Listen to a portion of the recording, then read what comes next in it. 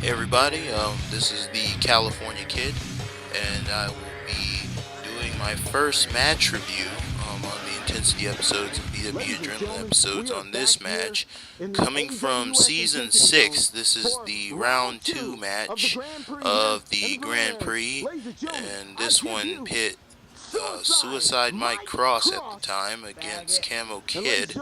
This match was had to be taken out of the YouTube canon for various reasons, but we're gonna do a quick review on it right here, as we will for a select group of matches, which I felt that I wanted to do. And there goes referee in Sutherland, who was also on hand for this one.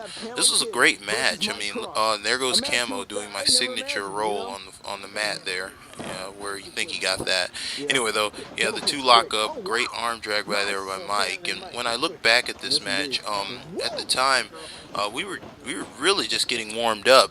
This was coming on during the high times of Future Shock, and at the time we were running the storyline where I think it was, yeah, Mike was really trying to come up the rankings to reach the King T3, who was not only the king of Georgia, but also the World All-Star Crown holder. At the time, we run I think it was the national backyard wrestling. God, we were under so many of those organizations, those World Backyard Wrestling Syndicate organization things. There were so many of them. Look, great arm work. Look at this. Look, this is how these two work a match. Look at that kick to the midsection. I mean, this is just great stuff. And you can see the early signs here and the great, influence Mike has, on the roster with the independent style, bringing it into the ring against Camo, who, by today's standards, man, this kid is just awesome. Great technicians here. And as you see, the head scissors right there.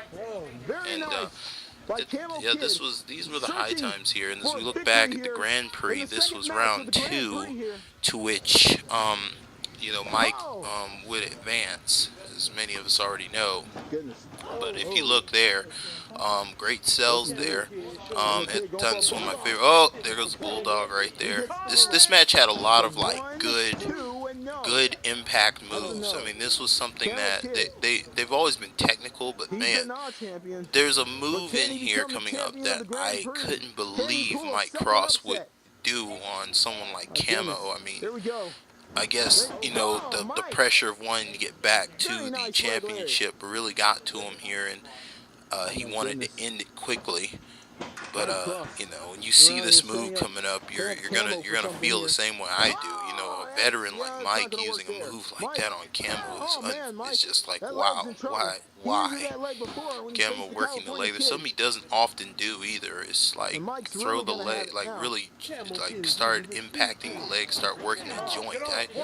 I don't generally notice Camo working joints in matches, but in this particular one, he obviously felt the need and went for it. And as we look on here, Camo going over there, and he drop kicks the leg. Just brilliant work, brilliant tactics of working the joint. Almost Zadok-like, but a little bit more acrobatic there. He stays in the single leg crab, still staying on that same leg. I mean, this is some great wrestling. I mean, look at that, God, he still has it locked. Just hold that mic, man, just to get to the rope there. I was on the commentary for this match, and I mean, this is one of my favorite matches. Oh, neck breaker! I remember that one. That was pretty good. And in this particular match, you'll notice that Mike is that leg has been the focal point of Mike's career in terms of weakness. I mean, a lot of people noticed that when he took me on, and I think it was the finals, the Grand Prix finals, that same leg gave him trouble, especially after we went to kicks to shots to the shots to the lower leg. We were clipping each other real bad, and this is Mike Cross retaliating here with that spirit he's known so well for. And then, that's a move you don't see that often. And look at this. He's bracing up. And that was supposed to, I guess, be the overdose at the time, but Mike just went on, got over it. And Like I said, this was one of my favorite matches. As Camo goes out and seems to powder there. No, it wasn't so much of a powder. As Camo comes over, takes shots at Mike here. If you look, this was at the old ACW arena. The time it was we called it the Air Center when we had 2 trampolines there. Look at this, locked the leg. Oh, but then Camo grabbed it. That was awesome. I loved that part of the match. That was a great idea. And for you people in backyard wrestling and wanting to improve your matches, this is the stuff you need to look at. Good classic stuff like this, that where you get to see 2 guys work, and these are 2 great guys working a match. I mean, right here, that Camo. I mean, if you notice that every shot has something in it, and look at Mike, he's utilizing the ropes there. I mean, this is how you work a match, literally. Oh my goodness. And, right here, look, and you notice that Camo's grabbing the rope there, because generally you wouldn't want to do that without grabbing the rope, because really it doesn't go over well. When you think about it, it doesn't go over well, because if you grab the rope, at least you seem like you got. And here comes that move I was talking about. Why would Mike do the genocide driver on Camo Kid in a match like he did the genocide driver? That move is like banned. I have never seen Mike ever do that move. That move right there. That was what I was talking about. That, jeez, that's like a death move. Jeez. I was in disbelief on this one. Oh, that was one of my favorite Camo Kid moments. It came by total surprise, and you would have never known. I did not know he was gonna do. I've never seen Camo do that match up to that point. I have never seen Camo do the springboard tornado DDT. That was a shocker in this match. It was stuff like that made this match so special. But the fact that Mike would use the genocide driver on Camo Kid in a Grand Prix single is beyond me. I mean, he could have killed the kid. Good God, Camo going for the cover here after that. Really, I would say he trademarked the springboard lariat. But Camo, he used it on me a lot during in the World All-Star Crown tournament, where I came in as a oh, and that's another move I remember that I was like, wow, that move right there, that is actually on Mike Cross's top 10 moves list, and that move, I've never seen it before. I've never seen anyone do that move before. And here comes the curve stomp. Oh man, look at oh man, that's just classic Mike Cross. And look, the only other person I've seen him do that to is me, and I felt it, and that's something awful. But he gave him a second curve stomp almost right there.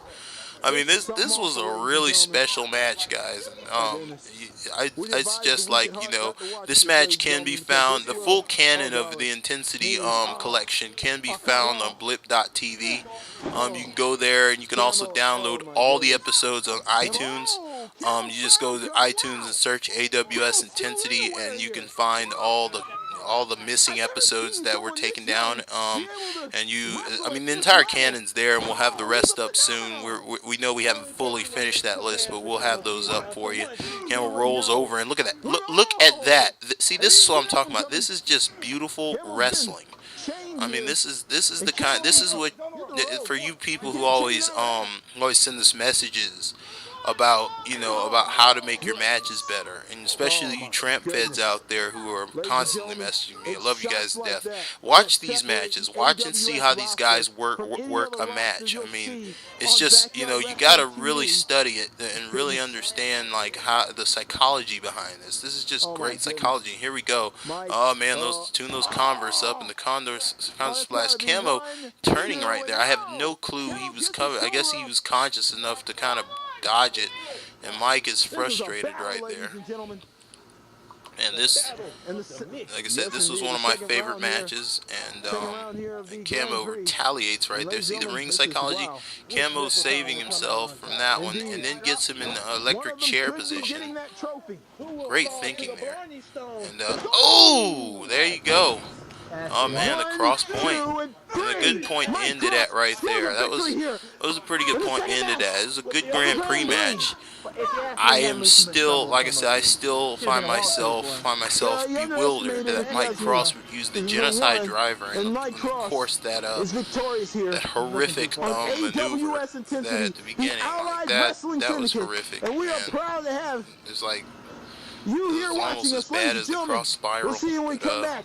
But, Mike Cross got to give him a hand clap on that one. That's totally out of kayfabe, but hey.